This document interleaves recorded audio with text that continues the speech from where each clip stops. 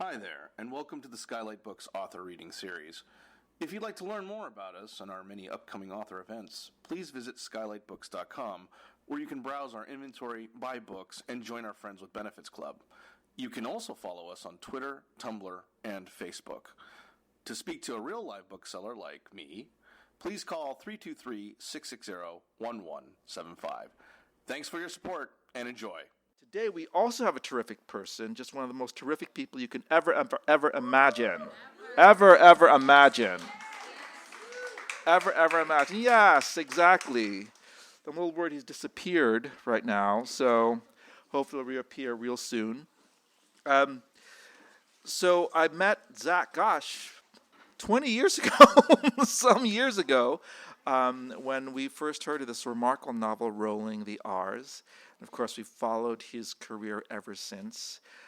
He is a poet, a novelist, playwright. He is the author of four poetry collections and the novels Leche and Rolling the R's, which was adapted for the stage. He was born in Manila and educated in Honolulu. And today he splits his time between the two cities. But right now we are so happy to have him here in Los Angeles. Please welcome R. Zamora Linmark.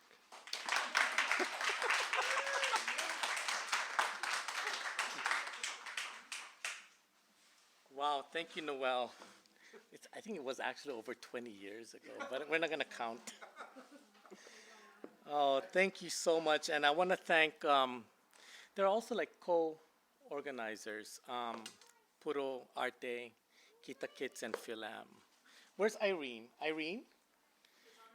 Oh, she's on her way. Okay, parking the car. But, so I wrote this book. I think the genesis for this book, I can trace as far back as 2010, when I was taking a break from Leche. I had just finished the last final stages of editing, and I decided to finally tackle and read the doorstopper of a biography by Richard Ellman, biography of Oscar Wilde. And around that time, I was in my flat in Manila. There was a string of teen suicides, all related to bullying, and they were all from different ethnicities, and they were all openly and closeted gay. And but one of them, who had hung himself, had survived the hanging, and was on life support machine for 10 days. So there I was reading about this, one of the most celebrated playwrights, Irish playwrights of the 20th century, and his downfall. And that led to 2 years of imprisonment with hard labor. And then on the other hand, fast forward to 2010. So you've got 1895 and 2010, and the same shit hasn't changed for the most part. But while I was reading this and all the strings of tragedies, I couldn't. It gave me the same kind of hopelessness and helplessness that I had experienced growing up in Hawaii in the early 80s, when people, mostly gay men, were dying of this mysterious virus that would later have a name called AIDS. And but with one big difference, though, is that in 2010 I was already a writer, and I could write about the hopelessness and the despair and the rage that I was feeling. And so I was gonna write about a book that would address bullying, for example, and it would be my first young adult novel. I usually don't write with an audience in mind, but for this one, I really wanted to address and write the book for young adults, so that I might not save lives, but at least it can either lessen the load, lessen the pain, if not, well, derail the tragedy. But anyway, so, and I was gonna have Oscar Wilde in it, because I felt that these two historical forces were speaking to each other through me, and that's how I found the narrative structure. That the past of the life of Oscar Wilde in 1895 to 1901 or 1900, and these tragedies were kind of like interweaving. And I decided to write, to set it in a fictitious island called Crystal in the middle of the Pacific. And it's an island that's shared by two nations, one very military driven, so very first world. And then the South was economically depressed, so very third world. But but they're both like have a history of colonialism. Anyway, I'm gonna start this book. It's a really fast read, you know, like it is. Like, see, the first page only got one sentence, right? Second page only have 2 words, like this. Anyway, here we go. There are 2 ways to begin this story. A haiku. Little miracles. Inside a minute, a blue-throated hummingbird's 1,000 heartbeats. Or a prayer. Dear Oscar Wilde, patron saint of rebels and bookworms, this is Kenzie. I'm 17 years old, a senior at South Crystal High. I live on an island in the middle of nowhere Pacific Ocean, so tiny you need a magnifying glass to spot us on the map. Oscar, I met someone. There, it's out. Woo, yes, I met someone earlier this week. And this morning, I woke up to my heart beating 1,000 hummingbird heartbeats. It felt new and strange, and anything new and strange to me is worth exploring, like Antarctica. I don't know where my heart is zooming to, so if you could, please guide me through this unfamiliar map. Your forever devotee, Kenzie. P.S. His name is Ran. Ran is from the north, which means he can come to the south whenever he pleases and not get harassed by the border patrol. It's not the same for us in the south. We can't just jump into a car and zip right through the tunnel. That's too quick and simple, too convenient. If I want to visit Ran, I'll have to apply for a tourist visa at the North Crystal Embassy, where I'll be asked questions like, how much money is in my savings? What are my reasons for going there? Where am I staying? And for how long? Who do I know there and where do they live? My best friend Estelle said it once took her and her family over 3 hours to get their visas. They were drilled with the same questions as if they were criminals whose only crime was going on a family vacation. And they weren't even going to North Crystal. They were headed to Hawaii. But because we don't have an airport, they had to fly out of North Crystals, and it isn't cheap. The airport tax Estelle and her family paid cost almost half the price of their tickets. That's what happens when your own small island nation has to depend on its rich neighbor to get you off the island. We had an airport once upon a time. It shut down a few years ago. The government simply couldn't afford to continue operating it. One by one, airline companies stopped flying to South Crystal because the government kept increasing the rent, which went straight into the pockets of the officials. After the airport shut down, the shipping port followed. Since then, everything we order from the outside world, groceries, electronics, vehicles, medicine, appliances, books, toilet paper, must first go through North Crystal's customs. The North has access to the South, which is dependent on the North for everything. That's the main difference between a superpower island nation and an underdeveloped one that keeps getting poorer and poorer as its government gets richer and more corrupt. And unless the god of role reversal intervenes, North Crystal shall remain our only gateway to the world and our only means of returning home. So Ran is from the north, has access to the south. Kenzie is in the south. And so they have like a spring break romantic affair, blah, blah. And one of the most challenging chapters while working on this book is this chapter, 7 Steps to Eternity. Friday, 8 March, Tonight is the night of firsts. It's the first time I slick back my hair and put on my brand new pair of ankle-length pants to go with my checkered polo shirt. It's the first time I wear my shirt with the top button undone. It's the first time I smile in front of the mirror and a stranger who looks like the spitting image of me smiles back. And if I want to, I can go back to Mirage and Bunbury again, this time pretend with the confidence of a high-powered advertising executive. It's the first time another guy stands beside me in front of the mirror and looks straight at my reflection. It's the first time I feel the lightness of meaning. It's the first time a guy asks me if I've ever kissed someone.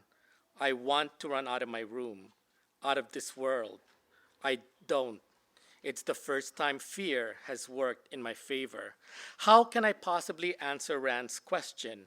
The answer is easy. Two-letter word, yet the most difficult one to say and hear. Steering my eyes away from his gaze, my voice finally cracks no. After that, all I want to do is dive deep into one of the underwater volcanoes that surround our island. And it's right then that I finally realize his hand is folded over mine. He's done it again. He's taken my hand while my mind went wandering off, tightening his grasp as I'm about to pull away. Just a little longer, Kenzie, Rand says, please.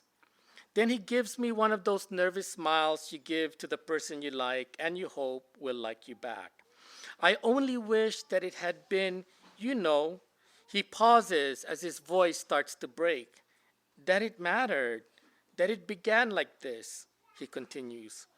What mattered? What happened? I want him to tell me so I can understand the sadness in his eyes and why suddenly he became very quiet, his grasp loosening as if he's retreating into his own world. For a moment, I think he's going to let go. He doesn't. Instead, he unfolds my right hand and, like a web, spreads it over his face until all I feel are his lips, like gills, pulsing against the cup of my palm. With his hand over mine, he guides them over his brows, his closed eyelids, his cheeks, his mouth breathing into my palm, his warm breath moistening my lifelines. Kenzie, he says, taking my hand from his face and holding it between his hands. Be random with me. Be random? What does that mean? Be with him? Be spontaneous, like a Kenzie list unraveling, like being assaulted by 10,000 thought bubbles at once? My heart begins beating rapidly, like a panther that upon waking from a deep sleep finds itself trapped inside a cage and starts to grow wild with fury. Thank God Oscar Wilde shows up, all dressed up in his dandy outfit and green overcoat, the one with fur trimmings. Oscar, oh my God, where have you been? At Père Lachaise, dear heart, attending to my daily pilgrims. What's the matter? My heart. Temptation. What should I do? The only way to get rid of temptation is to yield to it, dear boy. Resist it, and your soul will grow sick with longing. But I'm scared. Fear, Kenzie, is the godchild of beauty and danger. It is youth being summoned to the witness stand of experience. Youth, that brief but magnificent and utterly deceiving season in our lives. It doesn't last very long, so waste it wisely. I'm afraid, Oscar, what if... My dear, nothing has to happen if you don't want it to. But you are in the midst of your own glorious unfolding. I say, surrender, enjoy the pulse of a blossom. How I envy you, Kenzie. Envy? To be right in the eye of desire. It's all terrifying and confusing. It's all uncertainty and wonderment and hummingbird hearts. My heart is ready to jump out of my chest. You must let it, Kenzie. Be open to his affections. Such devotion and attention he bestows on you. Put Zeus and Ganymede, his cupbearer, to shame. But let's save our words for later. It's now time for you to feast with the panthers. Be random for me, Kenzie, Rand says. For you? For us, he says. Us? Yes, us. My world is suddenly reduced to a fantastic blur. Like a cat, he nuzzles my cheek, my neck, he laughs, I laugh, the end, wrong. Because without a warning, he plants a wet smack on my lips and then another. I want to pull away, but I'm in too much shock, totally unprepared and embarrassed. My lips are chapped. I want the night to run away, for us to start all over. I can feel my insides turning, my legs weak and rubbery, my hands trembling, my face flushed from embarrassment. Kenzie, it's okay, he says and holds my face. He looks into my eyes and smiles the kind of smile that comforts you before you're about to cry. Hey, Kenzie. He wraps his arms around me. I don't know what to do with my hands, where they're supposed to go. We stay there in a one-sided embrace for I don't know how long, until I realize we're swaying with my hands resting lightly on his back. Then, releasing me from his arms, he tells me to close my eyes. I shut them tight, lost as ever. This time, a little less terrified. With spotted kisses, he anoints my forehead, my closed lids, my cheeks, and finally my mouth. His rapid breathing letting me know that the fear and thrill are mutual. A kiss is a magical thing. This is the first lesson I learned about kissing. It turns fear into fantastic, danger into beauty, uncertainty into comfort. With his tongue, he tempts my mouth to open a little and play. Suddenly, our tongues collide, or rather, his tongue sweeps over mine. I freeze. It feels weird. He does it again and again, like he's telling me something urgent, a secret code he wants me to learn fast. I don't know what he wants. I try to pull away, but he tightens his hold around me, his face pressed against mine. As I slide my tongue out of his mouth, he scoops it back with his mouth, as if he's going to swallow it. The second lesson in French, langue, means tongue, language. Tonight, language is a hunger playing with fire. A strange feeling kissing is, but I'm glad for the blur, glad that it's happening with Ran, who steadies me firmly with his embrace until he feels my arms wrapped tight around him. Like a student, eager to learn more, I replay the night's first lesson for him. Back and forth, our tongues send each other messages, speaking to each other in our own codes for give and need, hunger and fire. The third lesson, kiss like you're telling a story with another person in a language that's completely yours, with the two of you making it up as you go along. Ran changes the tempo. I quickly follow. Seconds later, it's his turn to surrender to my lead. Time ticks to our tongues, taking turns, flicking, rushing, exploring to feed the craving. Round and round, our tongues go coaxing and chasing each other. His hands cradling my face, my fingers caressing his back. The fourth lesson, kissing is like jazz. It too has its glorious rough spots. Curious to see what it looks like kissing me, I open my eyes, and I'm surprised to see a pained expression on his face. He looks like a lost child. He stops because I must have stopped, too puzzled and sad to continue. He smiles to ask me what's wrong. I smile back to say, I'm not sure. Then he releases me from his grasp. I thought the lessons for the night have come to an end, when suddenly he takes my face in his hands and blows a blast of air into my mouth. I taste it, warm, sweet, craveable.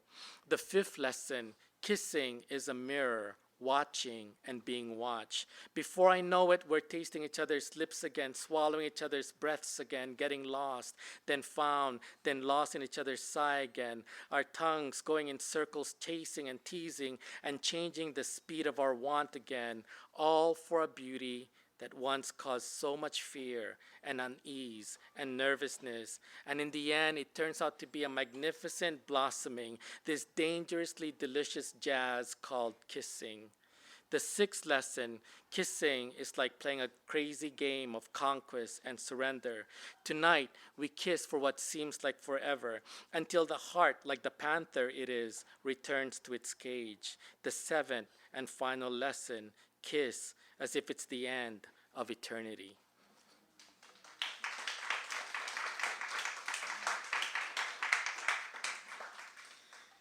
Oh, and of course, Oscar Wilde, Karen Thompson.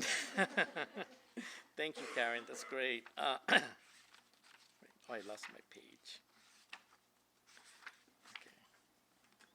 So this Kenzie writes haikus and lists, and he also has a journal, and he records, especially this week when this week of spring break, where his heart is opening up and waking up for the first time.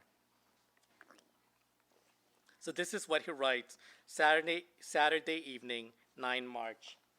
I, Kenzie, am now a big question mark. Did I just kiss a boy? Yes, and it felt like 100 million volts of electricity surging through my body. I didn't know a kiss could be this powerful, that it could send my heart skyrocketing to the moon. Prior to Ran, I thought the power of a kiss only existed in fairy tales about frogs and poisoned princesses. So does this mean I'm gay now? Am I the B in the LGBTQ? But which B? Bisexual, bicurious, bromancer? Should I kiss a girl just to be sure? Maybe I'm the Q in queer, but most definitely not queen, since I can't picture myself donning a tinfoil tiara. Maybe I'm the D in the multiple choice of sexuality, as in D, all of the above. Or E, a new category. Yes, E. I, Kenzie, as my own category. Okay, great. So this is a book of love of sorts. So there's the romantic love between Ran and Kenzie. I'm not gonna tell you what happens there between the two. Something about ghosting. But there's also love between friends, and then a love between a mother and a son. So this is from an essay that Kenzie wrote when he was in 5th grade. Our favorite pastime. My mother loves to read. She reads all the time. She reads during the day and she reads late at night. She reads when she comes home from work, even if she's tired. Sometimes she reads with the music on. Sometimes I hear her humming. Sometimes while she's reading, she'll stop and look out at nothing in particular, as if the book is taking her far, far away, like she's dreaming in another world, someplace quiet and marvelous like Antarctica. I love to read too, especially in my room. With books, I try on different worlds. I meet people who live inside stories I never want to end. That's when I know that I really like a book. I like endings the least. They make me sad, even when they end happily ever after. My mother is okay with endings, though. When she's done reading a book, she returns it right away to the library or donates it if it's hers. Then she goes and borrows or buys another book. I don't know how she does it, how she goes from one book to the next just like that. I don't know how anyone can do that. It's so easy for her, not me. I have a hard time, especially if I love the characters and the story and the place too much. I reread the book. My mother said I have to learn to start practicing goodbyes to books, or I won't have room for new stories. She's right. Still, it's hard, even if all I'm doing is practicing goodbyes. Okay, I'm going to end with this List poem. The Silence List. There's the silence that drops from nowhere and the silence that stabs like a shiny switchblade. There's the silence that comes right at takeoff and the kind that echoes long after a crash landing. There's the silence that craves for attention and the kind that aches to be left alone. Silence like the red velvet curtain of an old theater full of history, thick and musty. Silence confident as a period, breathless as a comma, endless as ellipses. There's a silence lovers leave behind like a suitcase on a platform after the last train. There's a silence lovers arrive with like a body crammed in a busload of strangers. There's a silence waiting to breathe and a silence crying to be broken. There's a silence rare and breathtaking as the time I caught her in her room, dancing with no music to guide her, just a song playing loudly in her head. leading her to another place, another her, away from here and away from her. The woman with 1,001 silences, who left behind a life in another country so she did not have to answer to any man, or walk 5 steps ahead of him, or sleep with dreams bolted down. This woman who made me see silence in words and taught me how to shatter it whenever something was worth hearing. My list of silence, my endless list, my mother. Thanks.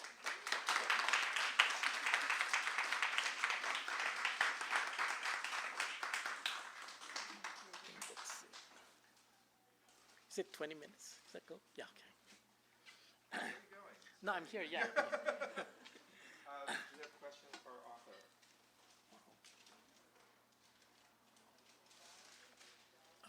I do. I'm reading it now. Uh-huh. It's wonderful. Thanks. So I'm curious about where you got this idea of North Crystal and South Crystal. Right. And I was thinking, was it supposed to be like North Korea, South Korea, or a mixture with Singapore? I was really interested in the Right. place. Well, I wanted to take a break also from writing about Hawaii and the Philippines, where 2 places where I come from. But I didn't want to I didn't want to go too far, but I also wanted to create this fictitious island because I wanted the reader to be fully involved or engrossed with the text just through imagination, right? And so I wanted to move away from an actual place because, especially now, I didn't want the book to deal with to be questioned for its authenticity. I wanted the book to be questioned for its credibility, I think, and its believability. So, and how, if I can get away with just inventing this entire world that could mirror or reflect a place that's been damaged by colonialism. Yeah. And so there are, you're absolutely right. I think there was a Singaporean critic who said this reminded him of Singapore and Malaysia. And then the north is, but my model was, Oahu for the island. But then I just cut it in half. And then I gave them their own independent histories and narratives. So I took whatever I could that would work into this Kenzie's world. Yeah. I'm kind of curious about, you said you don't want to be caught in authenticity. Do people say, well, that doesn't sound like Hawaiian? Well, okay, like for example, like this, and also I wanted to delve into speculative fiction. That was another reason. And so this is my first young adult book, which kind of reminded me of when I was writing my first novel, Rolling the R's, where I just wanted to just go for, what we say in Hawaii, go for broke. Just take take whatever risks that you did when you were working with Rolling and not care.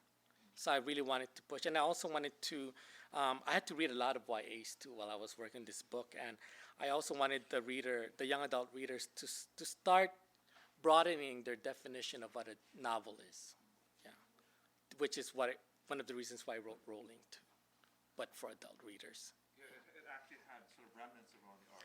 Yeah. Well, it's because of its multiple genres, but the difference is that it's really just one narrator here, as opposed to the multiple narrators in Rolling.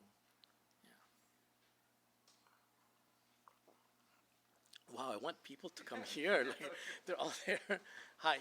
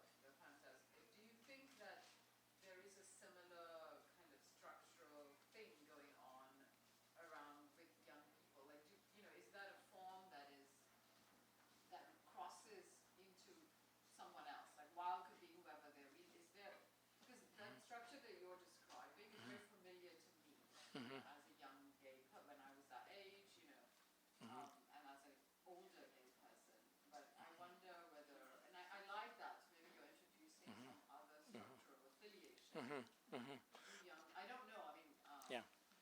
we all are around young people Right, before right. pandemics, but we're not around young adults. So I how did you yeah. come up with that? Well, I go back to 2010 when I was reading Wilde, and when I was learning about and hearing about these teen suicides, and I wondered, because the world of the novel is all based on presupposition on the what if, right, and then, right. So like, what if these guys didn't have any guides, you know, like when I was growing up, Wilde actually was my guide, like was my Virgil, part-time Virgil, and so, and sometimes we need that guide to guide us in and through the hell that we're experiencing, the pain, and I think that given Wilde's history, given Wilde's strength and even ability to love himself and forgive others for what they had done to him, I think that he would be that great icon, not just for LGBTQ community, but for anyone who has to process pain and long enough so that it can derail the tragedy, And so in this case, he is my Virgil. He is Kenzie's Virgil, guiding Dante into in and out of Inferno, right? So that's one of the reasons why, and I think that also, and he inspires Kenzie, and I'm not interested in he's a dead white man being a role model for a brown 17-year-old. I'm not interested in that. I'm interested in how Kenzie's world and his interpretation and how Oscar Wilde's world fuels his imagination. I'm more interested in that rather than, because I think that Kenzie is smart enough, and also, this is the other reason. I also invent an indigenous tribe, the native Pulas, right? And so if I use native Hawaiian, and that's a really sensitive issue right now, and so I really wanted to go away from that, and they have their own writers, and I think, and their stories, and they're more than able to tell their stories, right? So I really wanted to move away from that, from the reality, from that physical reality. So yeah, so I wanted so that I wanted these kids, like, perhaps if they had a guide like Wilde, so it is about being led out of the hell that they're experiencing, especially since Wilde was also bullied. Yeah.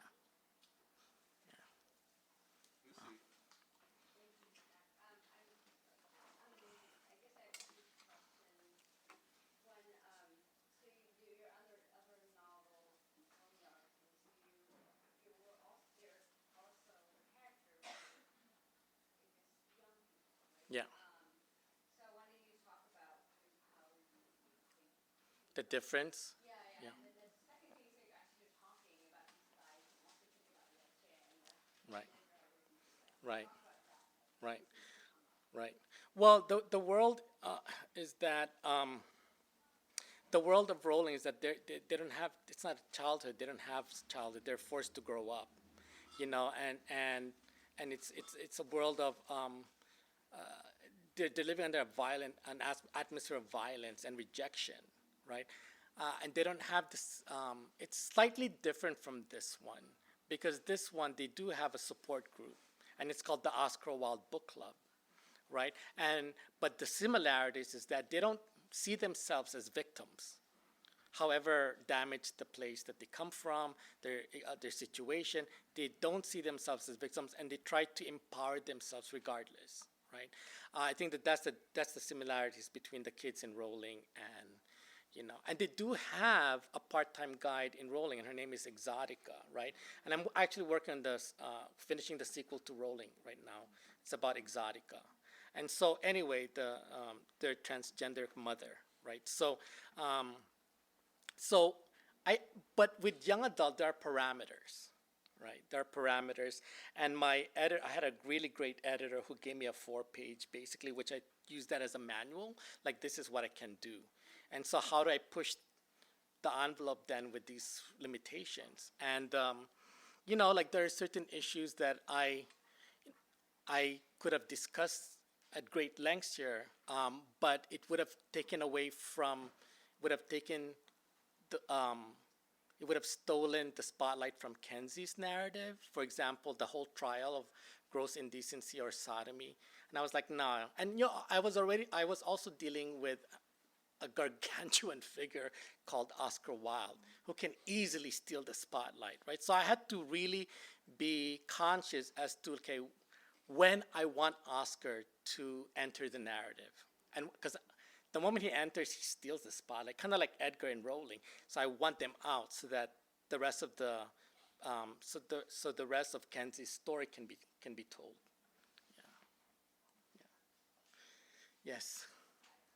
So, were there, given that this is your first YA novel, Yeah. were there some kind of presumptions or guideposts that you had in mind when you set out to write it, that at the end of it, you completely either rethought or recalibrated?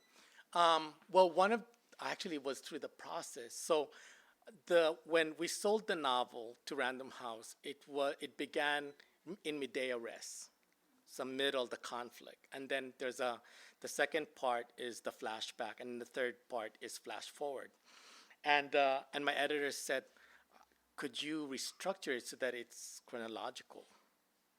So we start in the beginning and then really chronicle, right? And I was like, then she explained why. And one of the reasons that she gave is the young adult reader has to be in love with the character by page 20. If you throw a character that's already confused and angry, and the reader doesn't have grounding as to why that character is angry or confused, you're going to lose that reader. And so I said, okay, well, that's a good reason, but I don't know if I want to restructure it. Then I realized, wait a minute, she has a point. And so what I was trying to do is I was trying to really chronicle this young man's journey into first love and then heartbreak and then recovery. So I figured if I do it that way, like sequentially, the pain at the end will be more magnified. So I said, okay, I'm going to do it. So I had to, that was one of the things that one of the major structural changes that I did while writing this. I don't know if that answered your question, but yeah. I'm curious, well, first of all, if not, so young adult, the genre is probably one of the most popular genres. And those young adult bloggers are vicious. They're vicious. But it has an audience from 9 to 90. It's a huge genre, Yeah. and I'm curious to know. You might actually probably have your largest audience read because it's young adult, and I'm curious to know. Do you enjoy the genre? Do you think you'd write more in that genre? Well, I actually I'm finishing a novel now, and I think it's a poetry contest, and it's set in Hawaii in the 80s, and I think it's a young adult. But I don't. With this one, I was specific. I was determined, and I was conscious. Like it has to be a young adult. Now, however, or whatever my agent thinks this book that I'm finishing now, whether it's going to be a young adult or not, I don't care, because I didn't go in there with that intent, right? So it's up to him. It's a marketing thing too. I mean, like who reads young adult? Librarians, teachers, and adults. And then, of course, the young adults. So, but their initial readers are librarians and teachers, because they're the ones going to buy the books and assign the books. So, yeah. Yes. I was just wondering, because your first book had crossed so many sort of genre boundaries already, so why did you decide, or how did you decide to bring speculative into that mix? So what about speculative seemed like a good home? Again, it's one of those things that I always wanted to write, that I wanted to explore, and I think inventing an island and the people that live on that island, the history of those two nations, I don't think I would be able to do that with writing about Hawaii and the Philippines. Not right now anyway. So because I deal with a lot of like what you call it, materials, like research materials and documents, and so I completely wanted to take a break from that and just really build my own world, you know. And so it's just between it's just so the text then is just a conversation between the reader and the text and the world that I created and the people that live in that world. Yeah, it's not like calling up your friend like, is Chris Aquino a real character? You know, no. I don't think you can, you know. And it also, I also had fun because I had to create my own apps, you know, because apps get replaced so quickly. So there's an app called Zap, which is a text message that in 3 hours it zaps you. So if you have a 17-year-old who thinks he's being ghosted, I mean he's gonna be he's gonna be up all night waiting for that text, because if he falls asleep for more than 3 hours, and should that guy decide to reappear in his life, then he loses him. Do you know what I mean? So another Zap is called Talking Bubbles, which is, for those from Hawaii, it's a figure of speech when we say stop talking bubbles, which is like stop talking shit, you know, or nonsense. So I created those. That was part of the fun too. Like I wanted to have fun with the dark stuff that I was writing. Yeah. Wow. I think that was really. Yes. So to follow up then, so what were the challenges? It seems so hard to build a world from scratch Yeah. with those internal logic. Yeah. Well, I initially from the get-go I decided that I was going to focus on the South, so Kansas world, right? And so everything that they hear about the North is just hearsay until Kenzie meets Rand, and Rand tells him like how perfection driven this military place called North Crystal is, right? And also because I wanted Kenzie to be imprisoned by love. And so if he had easy access to get to Rand, that imprisonment would dissolve, right? Would not exist. So I really want to throw him in hell. And so I create that hell by all these restrictions and limitations, right? Of movement, right? Yeah. No, it was fun. I read like Calvino's Invisible Cities, for example. Yeah. And I went back to Thomas More's Utopia.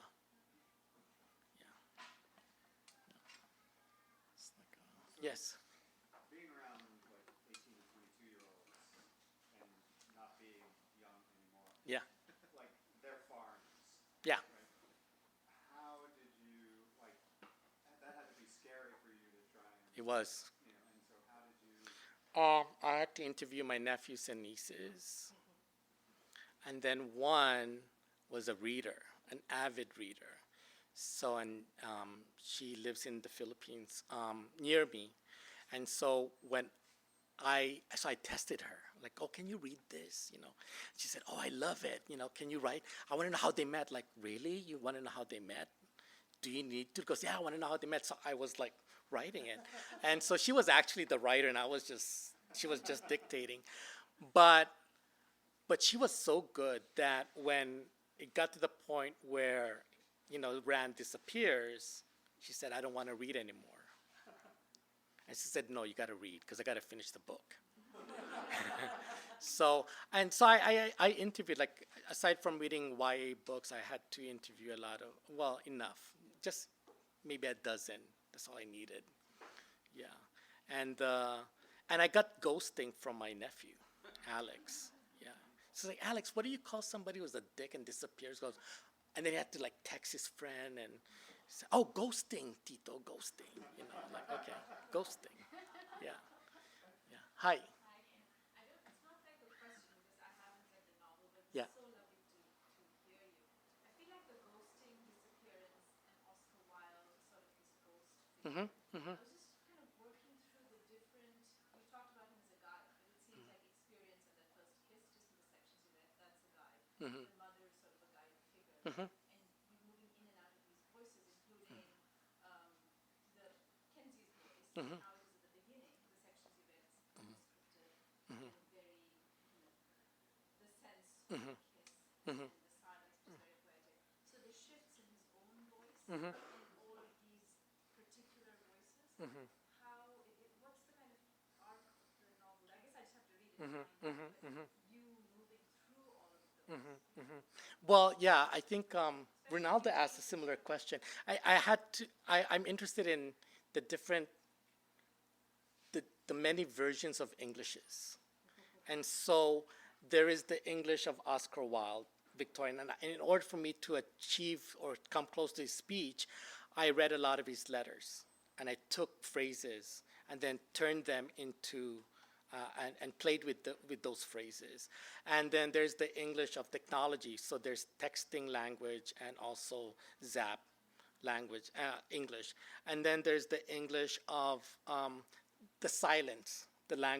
Silence is the language, which is the language that Kenzie speaks with his mother. The mother is Japanese, and it's the mother who actually introduces him to the world of classical Japanese literature.